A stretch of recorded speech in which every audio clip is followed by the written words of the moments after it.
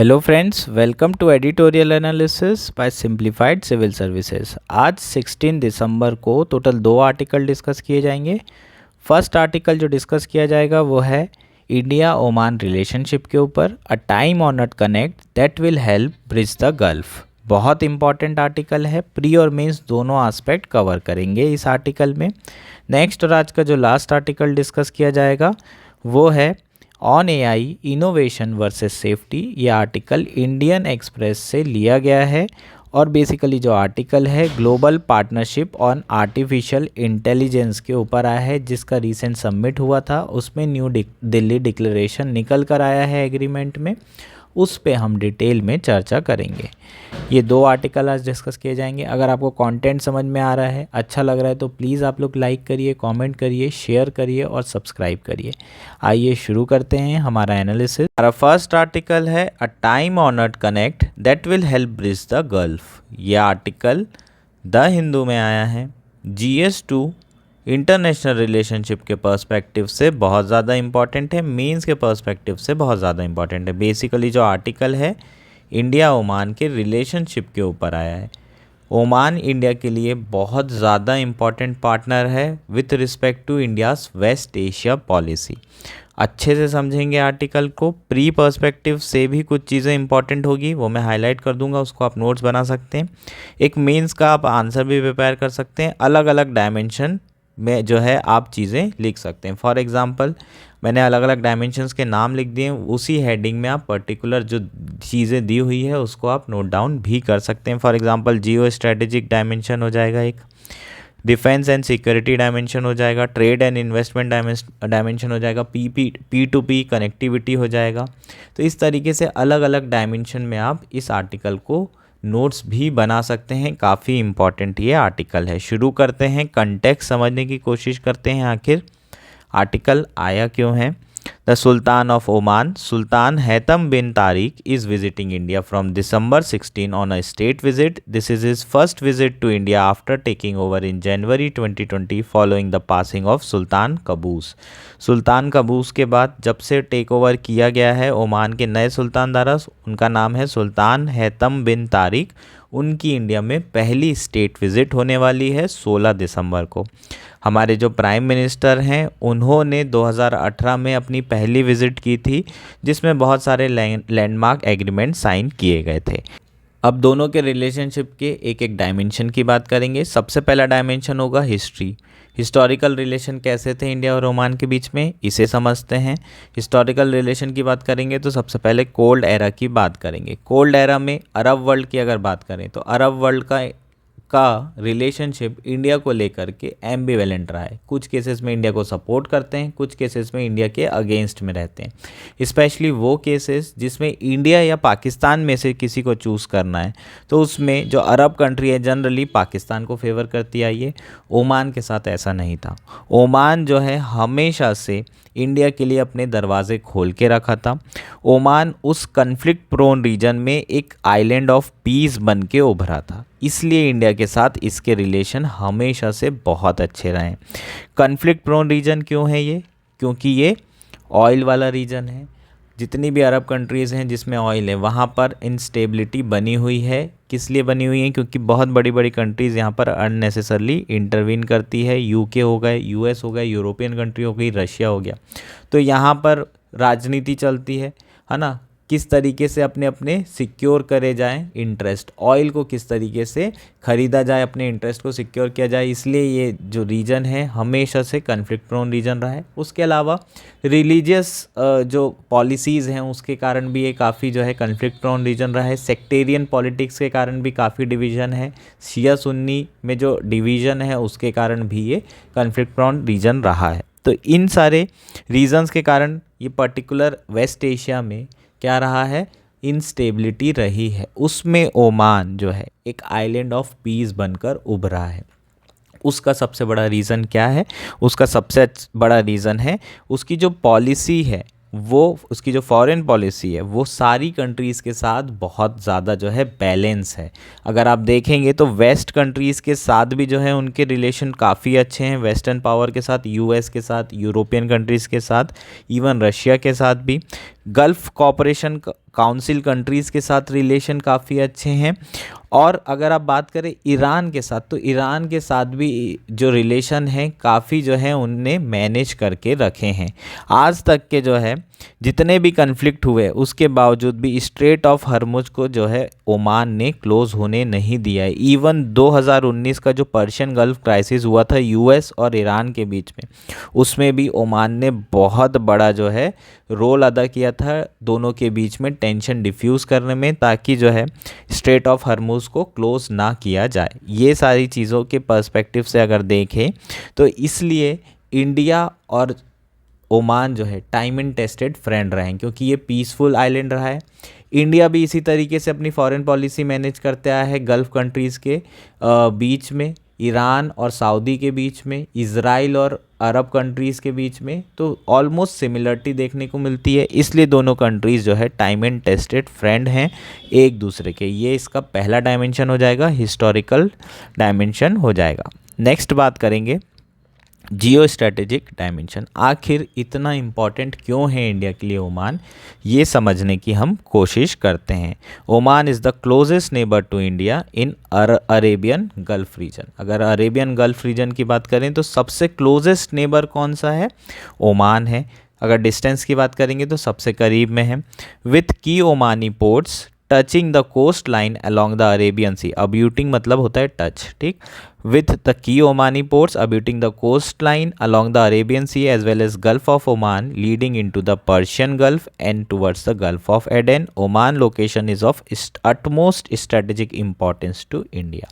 इसकी जो लोकेशन है वो बहुत ज़्यादा स्ट्रेटेजिक इंपॉर्टेंस वाली है। इसको समझते हैं मैप से, ठीक है। ये देखो, ये है ओमान। ओमान से आप कहाँ जा सकते हैं, गल्फ ऑफ ओमान के थ्रू पर्शियन गल्फ।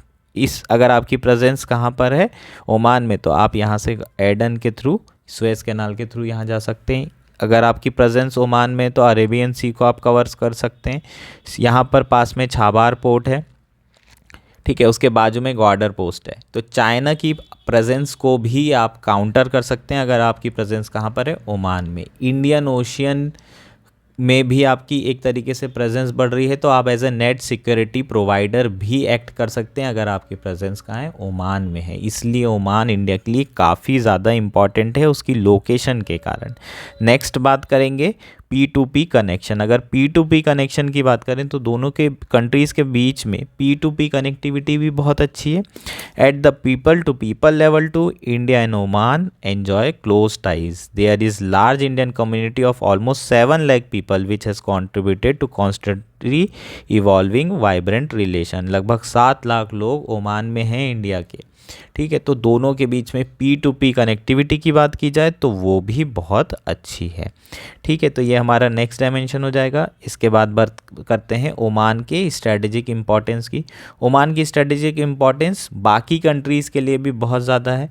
अगर बात करें तो मैंने अभी आपको बताया था कि हर्मुज जो स्ट्रेट ऑफ हर्मुज है उसको हमेशा से ओपन रखने में ओमान का बहुत बड़ा रोल है। 2019 के क्राइसिस में ओमान का बहुत बड़ा रोल था। जो 2015 में डील हुई थी, न्यूक्लियर डील, उसमें भी ओमान का बहुत बड़ा रोल था। अभी जो स्टैंड ऑफ हुआ था जीसीसी और कतर के बीच में, उसमें ओमान ने जीसीसी को ज्वाइन नहीं किया, सऊदी अरेबिया को ज्वाइन नहीं किया। उसका खुद का एक स्टैंड था, उसने कतर को सपोर्ट किया। उसके बाद अब्राहम अकॉर्ड के साइन होने के पहले इजराइल के जो प्राइम मिनिस्टर हैं वो भी सरप्राइज विजिट किए थे ओमान में। ये सारी चीज़ें आपको क्या बताता है कि ओमान का एक बहुत ज़्यादा स्ट्रेटेजिक सिग्निफिकेंस है इस पर्टिकुलर रीजन में, और इसलिए ये इंडिया के लिए इतना इम्पॉर्टेंट पार्टनर है। अब बात करते हैं इंडिया और ओमान की स्ट्रेटेजिक पार्टनरशिप की। तो इंडिया और ओमान की स्ट्रेटेजिक पार्टनरशिप पहली बार कब साइन की गई थी, 2008 में, जिस समय हमारे प्राइम मिनिस्टर कौन थे, मनमोहन सिंह जी थे। उस समय 2 पिलर पे ये स्ट्रेटेजिक पार्टनरशिप साइन की गई थी, twin pillar of mutual trust and shared interest. Oman one of the very few countries है जो अरब कंट्रीज़ में से जो इंडिया ने G20 में एज अ गेस्ट नेशन बुलाया था। इसके पहले भी इंडिया जो है बहुत सारे प्लेटफॉर्म में ओमान को बुला चुका है, इनवाइट कर चुका है। अब नेक्स्ट डायमेंशन की बात करेंगे, डिफेंस एंड सिक्योरिटी डायमेंशन। ये सबसे ज़्यादा इम्पॉर्टेंट डायमेंशन है, ठीक है। Defense and security engagement form a key pillar of strategic partnership and are governed by the Memorandum of Understanding signed in 2005। ठीक है, तो सबसे इम्पॉर्टेंट अगर डायमेंशन है दोनों कंट्रीज़ के बीच में तो वो क्या है, defence and strategic and security dimension. ठीक है, तो 2005 में माओ साइन किया गया था। ओमान पहली ऐसी कंट्री है जहां पर इंडिया जो है ओमान के साथ एक्सरसाइज करता है तीनों विंग्स में, मतलब नेवल एक्सरसाइज भी होती है, आर्मी के साथ भी एक्सरसाइज होती है और एयरफोर्स एक्सरसाइज भी की जाती है कंडक्ट। सिर्फ एकमात्र अरब कंट्री है जिनके साथ तीनों विंग्स में ये डिफेंस एक्सरसाइज, जॉइंट एक्सरसाइज क्या की जाती है, ऑर्गेनाइज की जाती है, होल्ड की जाती है। मेन क्या पर्पस रहता है इन एक्सरसाइज का, एंटी पायरेसी ऑपरेशन करना, इंडियन ओशियन में जो है अपनी प्रेजेंस बना के रखना, स्ट्रेटेजिक प्रेजेंस बना के रखना, कहीं ना कहीं ये काउंटर करने के लिए चाइना को। ये सारी चीज़ें जो है क्या कर रही है, ये पर्टिकुलर एक्सरसाइज जो होल्ड की जाती है इसके ये पर्टिकुलर इंपॉर्टेंस हैं, डायमेंशंस हैं। होपफुली ये सारी चीज़ें आपको समझ में आ गई होगी। During the Persian gulf crisis in June 2019, India Navy launched Operation Sankalp to ensure the safe passage of India flagship, which most often operated off the coast of Oman। ठीक है, जो 2019 में पर्शियन गल्फ क्राइसिस हुआ था US और Iran के बीच में, मैंने अभी बताया आपको, उसमें इंडिया नेवी ने ऑपरेशन संकल्प शुरू किया था, जिसमें जो है इंडिया के जो शिप्स थे उसको कहाँ से ऑपरेट किया जा रहा था, ओमान से। तो ओमान जो है हमेशा से इंडिया का बहुत अच्छा पार्टनर रहा है, स्ट्रैटेजिकली भी और सिक्योरिटी डायमेंशन की बात करें तो भी। अब बात करते हैं डुकमू पोर्ट की। डुकमू पोर्ट का स्ट्रैटेजिक लोकेशन क्या है, ये जो रेड पॉइंट दिख रहा है ये हमारा पोर्ट ऑफ डुकमे है। इसमें इंडिया की नेवी की प्रेजेंस है, नेवल बेस यहाँ पर बनाया जा रहा है, इंडिया की नेवी की यहाँ पर प्रेजेंस है। तो इंडिया की अगर नेवी की प्रेजेंस यहाँ पर होती है तो कितना ज़्यादा फ़ायदा होता है, मैंने अभी आपको डिस्कस किया। यहाँ से यहाँ पर जाया जा सकता है, यहाँ से यहाँ एंटी पायरेसी ऑपरेशन किए जाते हैं, इंडिया की जो भी ऑयल कंटेनर वाली शिप्स होगी उसे सेफली लाया जा सकता है। तो ये जो डुकमू पोर्ट है ये काफ़ी इंपॉर्टेंट है और ये इंडिया की स्ट्रैटेजिक पार्टनरशिप शो कर रहा है, इंडिया की सिक्योरिटी और डिफेंस डायमेंशन शो कर रहा है। नेक्स्ट डायमेंशन क्या है, ट्रेड एंड इन्वेस्टमेंट। दोनों के बीच में बायलैटरल ट्रेड देखें तो कितना पहुंच चुका है, 12.388 बिलियन, और लगभग 6000 से ज़्यादा जो है जॉइंट वेंचर चल रहे हैं दोनों के बीच में। एस्टिमेटेड इन्वेस्टमेंट कितना है, 7.5 बिलियन। ये डेटा आपके लिए इंपॉर्टेंट है ना, एक आइडिया तो होना चाहिए थोड़ा बहुत कि दोनों के बीच में ट्रेड एंड इन्वेस्टमेंट कितना है, 10 बिलियन के आसपास अप्रॉक्स ऐसा लिख सकते हो, है ना। तो इसलिए एग्जैक्ट फिगर ना हो लेकिन आसपास का अप्रॉक्स फिगर आपको पता होना चाहिए। India was the second largest market for Oman crude oil export for the year 2022 after China. अगर बात करें ओमान से जो क्रूड ऑयल एक्सपोर्ट किया जाता है ओमान के द्वारा तो सबसे ज़्यादा चाइना को करते हैं और सेकंड नंबर पे किसको करते हैं, इंडिया को। इंडिया और ओमान ने रिसेंटली रुपए डेबिट कार्ड भी लॉन्च किया है ओमान में, जो इंडिया कोशिश कर रहा है डिजिटल पब्लिक इंफ्रास्ट्रक्चर को पूरे वर्ल्ड में लॉन्च करने में, उसमें ओमान बहुत बड़ा पार्टनर है और इंडिया ने वहाँ पर रुपए डेबिट कार्ड अभी रिसेंटली लॉन्च किया है। अब बात करते हैं प्रॉस्पेक्ट्स की, फ्यूचर प्रॉस्पेक्ट, फ्यूचर रिलेशन के क्या पोटेंशियल हैं इसे भी समझने की ज़रूरत है। दोनों ही कंट्री जो है किस पे काम कर रही है एंगेजमेंट बढ़ाने में, कौन से डायमेंशन में, स्पेस डायमेंशन में। स्पेस कॉपरेशन बढ़ाने के लिए दोनों ही कंट्री काम कर रही है। The possibility of an agreement on joint exploration of rare earth metal vital to modern electronic equipment could add strength to the partnership. दोनों ही पॉसिबिलिटी जो है ढूंढ रहे हैं किस में, जॉइंट एक्सप्लोरेशन में ऑफ रेयर अर्थ मेटल्स में, जो कि काफ़ी ज़्यादा इंपॉर्टेंट है। The proposed India Middle East Europe connectivity corridor infrastructure project to link India to Europe across West Asia could also see Oman playing important role. जो IMEEC project propose किया है उसमें ओमान का बहुत बड़ा रोल अदा हो सकता है। और जो नेक्स्ट पॉइंट है वो प्री के पर्सपेक्टिव से बहुत इंपॉर्टेंट है, इसको आप लिख सकते हैं प्रीलिम्स हॉट पॉइंट, ठीक है, की point. There is a proposal from the South Asia Gas Enterprise, a private consortium based in India, to lay a 1400 kilometer long sea deep pipeline from Oman to India for transfer of gas। ठीक है जी, तो south Asia Gas enterprise है, private consortium है, वो जो है propose किया है कि इंडिया और ओमान के बीच में क्या किया जाए, एक पाइपलाइन, डीप सी पाइपलाइन लाई जाए ताकि ट्रांसफ़र ऑफ गैस को आसान किया जाए। ये प्रोजेक्ट के बारे में आपको पूछा जा सकता है।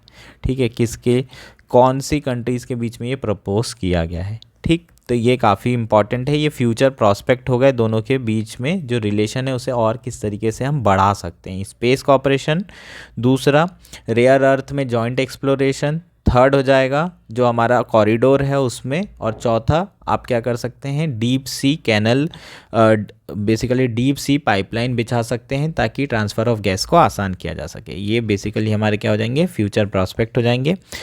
अब है हमारा कंक्लूजन। ठीक, Oman is an integral part of all important grouping in the region, GCC, Organization of Islamic Cooperation, Arab league. ठीक है, तो ओमान की अगर बात करें तो सारी ग्रुपिंग्स, जितनी भी वेस्टर्न एशिया कंट्री की ग्रुपिंग है उसका बहुत इंपॉर्टेंट वो पार्टनर है। Its ability to manage rival ideology and power game in the region makes it vitally important to India. उसकी जो एबिलिटी है राइवल आइडियोलॉजीज़ को मैनेज करने की और वहाँ पर जो चल रहे पावर गेम है उसको मैनेज करने की, वो बहुत ही ज़्यादा अच्छी है और इसलिए इंडिया के लिए बहुत इंपॉर्टेंट पार्टनर है। क्योंकि वो इतने अच्छे से मैनेज कर रहा है इसलिए वो पीस ऑफ आइलैंड है वेस्ट एशिया में, और इसलिए इंडिया के लिए बहुत ज़्यादा इंपॉर्टेंट है। Both countries consider themselves as a ambassador of peace and enjoy goodwill across ideology in the world. Similarly India भी इसी तरीके से अक्रॉस आइडियोलॉजी, इंडिया जो है एक पीस एम्बेसडर बन के उभरा है, गुडविल एम्बेसडर बन के उभरा है, just like Oman. Oman is therefore India gateway to West Asia. इसलिए India gateway to West Asia, Oman बहुत इंपॉर्टेंट पार्टनर है और दोनों को रिलेशन और बढ़ावा दे और बढ़ाने की ज़रूरत है। ये आपका क्या हो जाएगा, कंक्लूजन हो जाएगा। और किसके बैकड्रॉप में दोनों को रिलेशन बहुत ज़्यादा बढ़ाने की ज़रूरत है, जो इज़राइल हमास कन्फ्लिक्ट है उसके बैकड्रॉप में, जो ऑलरेडी बहुत ही ज़्यादा बड़ा कन्फ्लिक्ट बन चुका है। इसमें वेस्ट एशिया में इंडिया जो है ओमान के थ्रू बाकी कंट्रीज़ को आउटरीच कर सकता है। ये हमारा आर्टिकल था। होपफुल ये आर्टिकल आपको समझ में आ गया होगा, सारे डायमेंशन समझ में आ गए होंगे। अब बाकी इंपॉर्टेंट प्रीलिम्स के लिए एक दो पॉइंट और हैं। इंडिया के और बेसेस कहाँ कहाँ हैं ये समझ लेते हैं। अजम्पशन आइलैंड कौन सी कंट्री में है, सिसलीश में। दूसरा एगालीगा कहाँ पर है, मॉरिशस में। तीसरा है छाबार पोर्ट, वहाँ पर ईरान में। ठीक है, तो इंडिया की नेवल प्रेजेंस इन 3 जगह पर है। डोकमो पोर्ट मैंने बता ही दिया हूँ कहाँ पर है, ओमान में। इसका नॉर्थ से साउथ अपना जो है बना लो, नॉर्थ से साउथ। अगर ये चारों आइलैंड आ गए आपको तो नॉर्थ से साउथ डायरेक्शन आपको बतानी होगी। इस तरह का क्वेश्चन प्रीलिम्स में आता है। ठीक है, तो डायरेक्ट क्वेश्चन तो पूछ ही सकता है लेकिन इनडायरेक्ट भी आ सकता है, नॉर्थ से साउथ बताओ। ये चारों आइलैंड के नाम दे दिए आपको, समझ में आया क्या? काफ़ी इंपॉर्टेंट है। प्लीज़ इसका नॉर्थ से साउथ बना के मेरे को कॉमेंट करके बताओ कि नॉर्थ में सबसे ज़्यादा कौन सा नॉर्थ में है और साउथ के टूवर्ड्स। ठीक, शुरू। ये हमारा आर्टिकल था, होपफुली सारी चीज़ें क्लियर हो गई होगी। हमारा लास्ट आर्टिकल है on AI, innovation versus safety. यह आर्टिकल इंडियन एक्सप्रेस में आया है। GS3 science and technology mains के पर्सपेक्टिव से इम्पॉर्टेंट है। आर्टिफिशियल इंटेलिजेंस के ऊपर आर्टिकल है। प्रीलिम्स के पर्सपेक्टिव से कहीं ज़्यादा इंपॉर्टेंट आर्टिकल है। मेंस के पर्सपेक्टिव से उतना ज़्यादा इंपॉर्टेंट नहीं है। आप मेंशन ज़रूर कर सकते हैं अपने आंसर में जो न्यूज़ है, लेकिन प्री में डायरेक्ट क्वेश्चन आपको इसमें पूछा जा सकता है।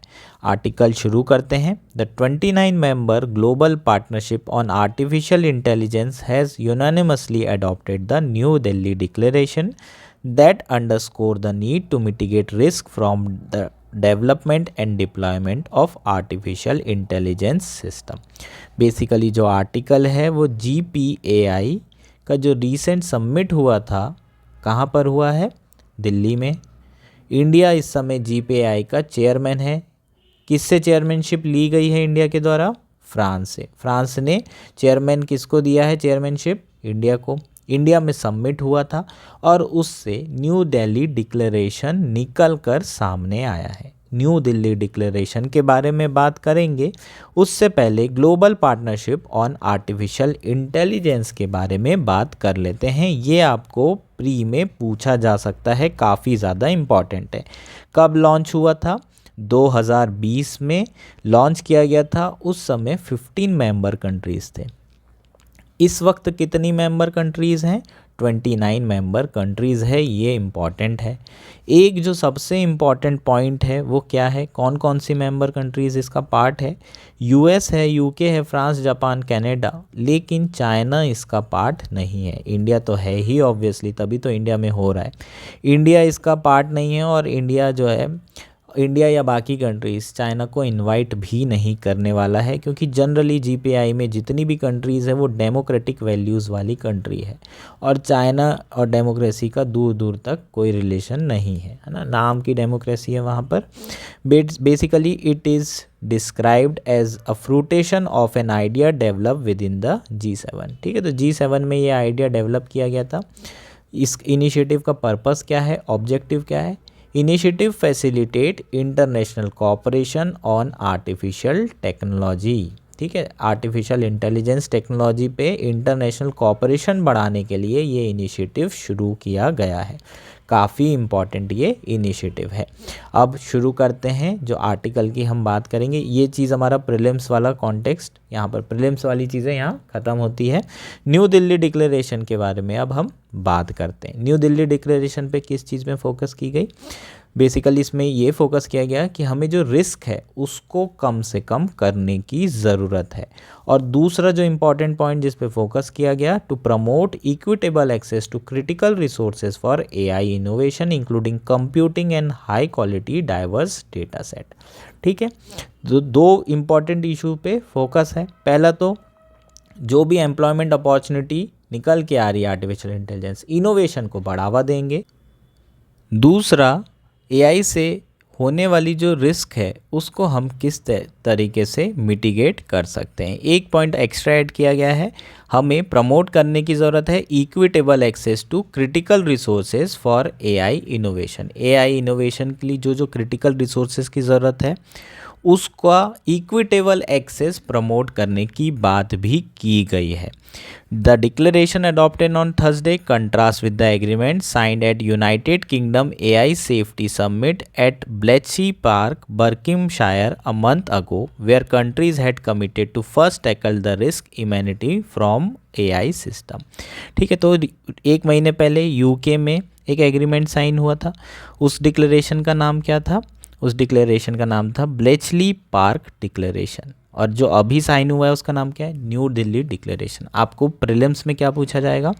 प्रीलिम्स में पूछा जाएगा Bletchley Park declaration and New Delhi declaration is recently in the news, is related to cyber crime, artificial intelligence, global warming related issues और क्लाइमेट चेंज रिलेटेड इश्यूज़ और नन ऑफ द अबव। इस तरह का आपको prelims में question पूछा जा सकता है। ये डिक्लेरेशन रिलेटेड क्वेश्चन 2015 के प्री में भरे पड़े थे, उसके बाद भी कई बार पूछे गए हैं। इस तरीके से ये दोनों डिक्लेरेशन आपको पूछे जा सकते हैं एक साथ में, ब्लेचली पार्क डिक्लेरेशन और न्यू दिल्ली डिक्लेरेशन जो कि न्यूज़ में थे। जो न्यू दिल्ली डिक्लेरेशन है वो ब्लेचली पार्क डिक्लेरेशन से एकदम अपोजिट है। न्यू दिल्ली डिक्लेरेशन में बात की गई है इकोनॉमिक बेनिफिट्स की और उसके बाद बात की गई है रिस्क को मैनेज करने की। लेकिन जो ब्लेचली पार्क डिक्लेरेशन है उसमें बात की गई थी कि सबसे पहले हम जो रिस्क है एआई सिस्टम से जो निकल के आ रही है उसको हम कैसे टैकल करेंगे, उसके बाद एआई सिस्टम के डिप्लॉयमेंट की बात की जा रही थी। ठीक है, तो ये बेसिकली दोनों के बीच में डिफरेंस था। आगे बात करते हैं न्यू दिल्ली डिक्लेरेशन क्या कह रहा है। यही 2-3 पॉइंट इंपॉर्टेंट है। Basically, we recognize the rapid pace of improvement in advanced AI system and their potential to generate economic growth, innovation and job across sector as well as benefit to society। ठीक है, तो जो new Delhi declaration है उसमें सबसे पहले तो ये एक्नॉलेज किया कि एआई के बहुत ज़्यादा बेनिफिट्स हैं इकोनॉमिक ग्रोथ के पर्सपेक्टिव से, साथ ही में कई ऐसे सेक्टर हैं फॉर एग्जांपल एग्रीकल्चर जिसे ये टर्न अराउंड कर सकता है। और इस डिक्लेरेशन में इसकी बात की गई है आर्टिफिशियल इंटेलिजेंस का किस तरीके से हम एग्रीकल्चर में यूज़ कर सकते हैं। इसके साथ साथ जो डिक्लेरेशन है वो किस पे फोकस किया गया है? It said that the global framework for the use of AI should be rooted in democratic values and human right. जो ग्लोबल फ्रेमवर्क बनाया जाएगा एआई के यूज़ करने के लिए, उसे हमें एक कॉमन रेगुलेशन बनाने की ज़रूरत है जो किसके ऊपर आधारित होनी चाहिए? डेमोक्रेटिक वैल्यू और ह्यूमन राइट्स के ऊपर आधारित होने चाहिए, जो कि लोगों की डिग्निटी और वेलबींग को सेफगार्ड करें, इंश्योर करें कि उनका जो पर्सनल डेटा है वो प्रोटेक्ट रहे, protection of applicable intellectual property right भी रहे, प्राइवेसी भी रहे और सिक्योरिटी भी रहे। साथ ही साथ इनोवेशन को भी प्रमोशन किया जा सके, ताकि जो है एआई का यूज़ कैसे हो? Human centred use of AI हो सके। ये हमारा इम्पॉर्टेंट पॉइंट है। ठीक है, तो जीपीआई जो न्यू दिल्ली डिक्लेरेशन है उसमें ये सारी चीज़ें कवर की गई है। ठीक है, हमने बात तो कर ही ली है कि चाइना इसका पार्ट नहीं है। अब बात करते हैं इंडिया की ऑफिशियल पोजीशन क्या है रेगुलेशन को लेके आर्टिफिशियल इंटेलिजेंस की। इंडिया की जो पोजीशन है पहले कुछ और थी और अभी एकदम से बदल चुकी है ना। पहले जो है इंडिया की पोजीशन क्या थी कि एआई को रेगुलेट करने की ज़रूरत नहीं है, लेकिन अभी जो मंदाना वाला केस हुआ था, डीफेक वाले जो केस हो रहे हैं, उसके बाद से जो मिनिस्टर हैं आईटी के, उन्होंने कहा कि एआई को रेगुलेट किया जाएगा, या तो अमेंडमेंट किया जाएगा आईटी एक्ट में, या तो फिर नया एक्ट ही लेके आएंगे। तो अभी जो रीसेंट अप्रोच है वो क्या है? Risk base user harm approach regulation के लिए लाई गई है ना। रिस्क बेस अप्रोच शुरू कर रहे हैं हम, लॉ बनाने की कोशिश कर रहे हैं। जनरली जो है एआई क्या होगा? इम्प्लीमेंट होगा, और कुछ कुछ ऐसी जगह जहाँ रिस्क है उसको हम एड्रेस करने की कोशिश करेंगे। इसी को रिस्क बेस अप्रोच कहा जाता है। रीसेंट मतलब अमेंडमेंट किए जाएंगे आईटी एक्ट में, या फिर एक नया एक्ट भी बनाया जा सकता है। ठीक है, तो ये बेसिकली क्या था? हमारा आर्टिकल था। होपफुली ये सारी चीज़ें समझ में आ गई होगी। जीपीआई आपको पूछा जा सकता है, प्लीज़ इसको ध्यान रखना है आपको। ठीक है, थैंक यू एंड एन्जॉय।